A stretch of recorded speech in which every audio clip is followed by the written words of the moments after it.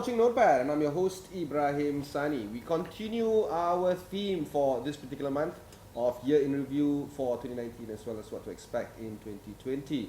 Joining me is the Group CEO of Insurance and Takaful of Etiqa Maybank, Kamaludin Ahmad.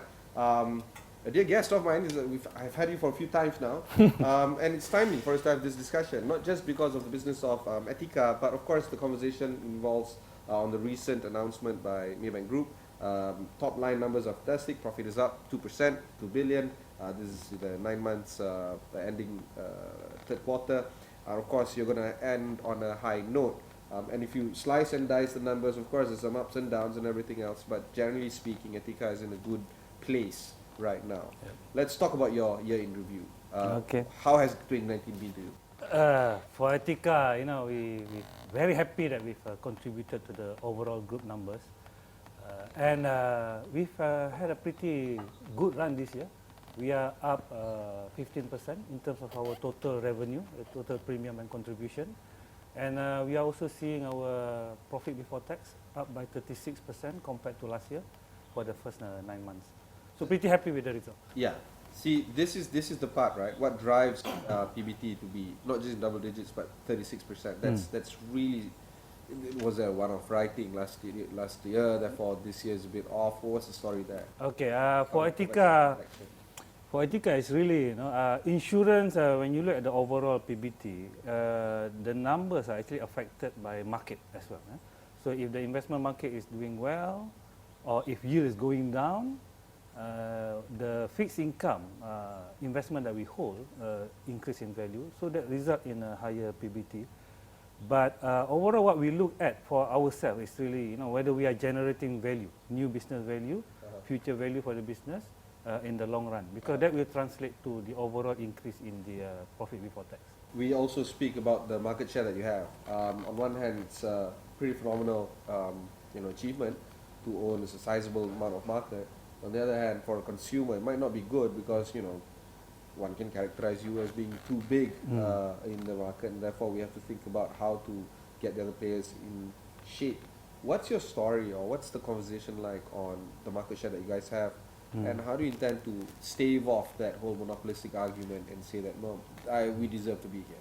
Okay, as much as our market share is large, we do not actually talk about market share much internally. Okay. It is all about how do we make it easier and faster when the customers deal with us, and how do we provide the best advice to the customers in their best interest, even to the extent of not making the sale. Yeah. So the market share is really, for us, is the byproduct of doing fast claims, easy to be dealing with us, and giving the best advice to the customers. And that's also the conversation of how do you give advice to customers. Right now, everybody talks to robots. In fact, the last time I spoke to you, I raised the concern that I don't want to talk to a human being anymore. I want to talk to a robot. And that worldview has not only changed, it has solidified. I really don't want to talk to a human being moving forward. But there's only one type of me in the market, right? Yeah. So what's the future direction for customer relationship and customer touch point between insurance company like yourself and consumers? The way I see it is, the customer, generally speaking, they don't want to be sold. You don't want, a salesperson or somebody or whoever being pushy. So whether it's robot or human being, as long as the experience to the customers is, oh, this is quite pleasant. I don't feel like someone is trying to sell me something. I actually become more knowledgeable, and I get, I get good advice. I'm okay, be it robot or human being. That's how I see it. So for this year, what is the reality like? What is the touch point like for you guys? Still pretty much a human being, but we focus. We've been working on trying to make sure that everyone gives the best advice to the customer, because that's really important. Okay. Because this is really insurance. When people look at it, this is not when you were in school, right? Yeah. No one actually say I want to grow up and be in insurance. Yeah. So, and there are many reasons behind it. So we try to live up to what insurance is really supposed to be, which is paying claim fast, because that's your product. Okay. And then don't be pushy in trying to push sales. Okay. Yeah. We'll take a short break. When we come back, we'll discuss more with Maybank Etiqa.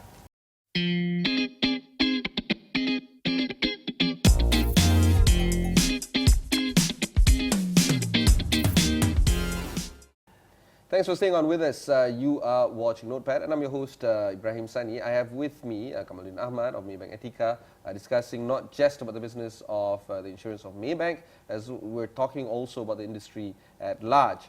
Earlier this year, we were seeing some reports of Maybank Etiqa possibly being listed. That hasn't materialized yet. What was the story with you trying to, perhaps getting yourself listed and then not listed? And what's the plan there? Okay, it's not really me actually. It's it is a shareholders call. Yeah? As part of the bigger group of PNB, of course the shareholders will find ways to unlock values in how we call it. And whether it's going to happen or not, it really depends on what they really want to do. Because it's not really management call, As far as I'm concerned. But you need capital. I mean, you've got to be kidding me, right? This is. We had Ali, any debt. We are fully. So why list? Ourselves. I mean, the group is listed. Okay. The beauty, I think, from the investor point of view, to have a big, sizable insurance Takaful group to be listed is good for the investment market. Yeah, okay. From that point of view. So there's demand there. From the shareholders' point of view, if we have a growth story and if some company can grow fast, that can give a lot of total, shareholders return, right? Okay. But from the management point of view, we do not want to be sucked into all this argument or this decision making, because for us, it's really about how do we serve our customer really, really well? Fast claims, easy to be dealing with us, best advice. So I focus on capabilities. Yeah. Of which being listed or not listed doesn't really solve that particular business problem that you're trying to make, right? It's just about service. It's about service. Well, perhaps listing will give bigger, wider visibility. Maybe, okay. Yeah. So the Securities Commission have just recently published the newly listed Sharia compliant companies. It's bizarre because I've never really paid attention to this particular Sharia list. So last night, for some reason, and it's not because I'm prepping for this interview, but last night for some reason, I went through the pages. And lo and behold, what I find interesting is that for every single sector, manufacturing, construction, services, whatever, right? Whatever have you, the Sharia compliancy of companies listed within these particular sectors is like 60%, 70% Sharia compliant. So you have about 30% or 20% or even 40% non-Sharia compliant, except financial services. Financial services, 93% are non-compliant, non-Sharia compliant. I'm talking about the group level.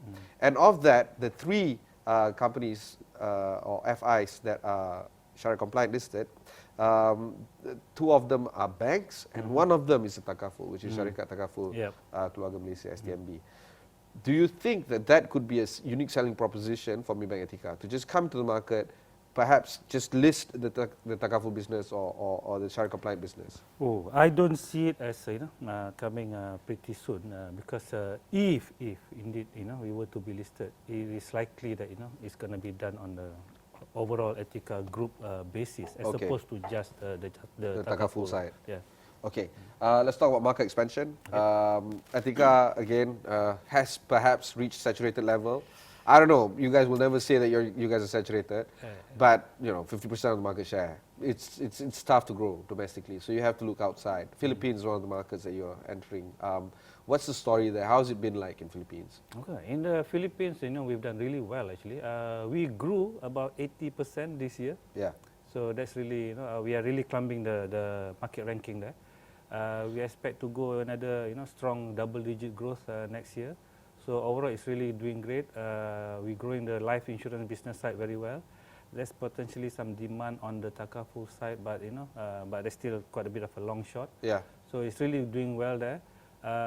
Singapore, we've now crossed the 1 billion revenue mark. So that's a pretty good achievement as well. Yeah. Considering we went in for the life insurance business only about 5 years ago in 2014.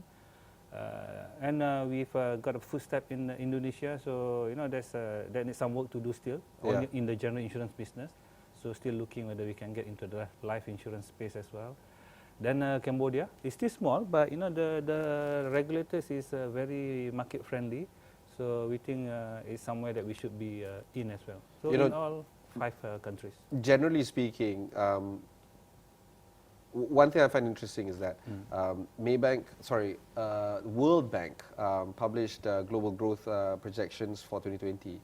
And the Southeast Asian region, in particular the 5 countries that you mentioned, including Thailand actually, is set to grow anywhere between 4 to 6%. This is the highest grouping countries that will grow for next year.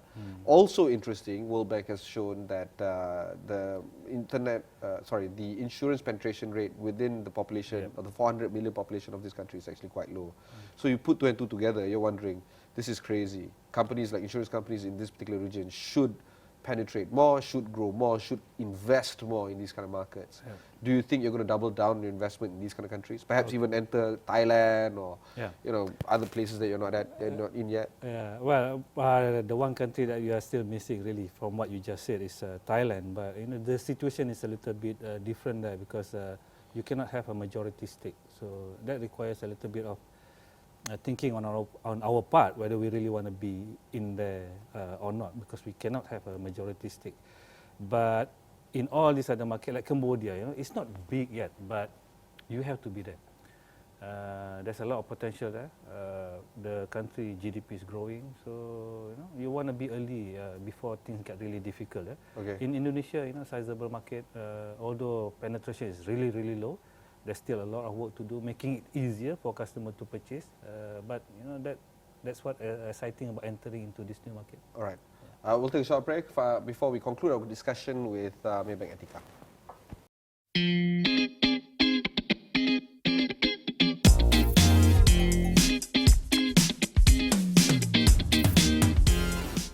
Thanks for staying on with us. This is, again, just to remind you guys, if you just joined us, is a continuing conversation about Malaysia in review for 2019, what to expect for 2020. And of course, the conversation for this evening is in the insurance sector as well as the Takaful sector.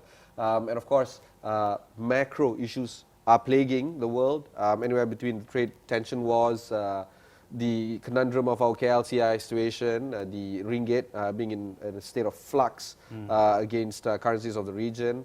All this comes into play for perhaps your regional businesses. How does this come to the bottom line and perhaps, not looking so much of a short term, but 5-year, 10-year window, how does this ensure that you can plot properly your destination moving forward? Well, we can actually split our business into the general business and the life insurance business. The general insurance industry has really seen very minimal growth over the past 3-4 years actually. It's a low single digit. So growth is minimal, market is pretty much saturated in your words, but you can still, but customers are not really getting the values that they should rightly get. So I see the opportunities in the general business in that space. Okay. Additionally, there are the new rich type of product, the travel insurance. People are traveling a lot more nowadays. So you have space to grow there because people need, because sometimes people get admitted in hospital overseas, you need to come in. But on the life insurance side, we still see a lot of growth. The industry is growing about 11% or so. Etiqa is keeping up with the market. And there are still a lot of people that are not protected at all. Sometimes they get from their company and so on, but for the most part, people are not protected. So there's still a lot of room for growth in the life insurance side, less so in the general insurance side, industry-wide. But Etiqa, I have a different view, of course. Yeah, of course. And on the bottom line, all this talk about the trade war and so on does affect the investment market. Oh, is that so? Yeah, and then that affects our bottom line to a certain extent.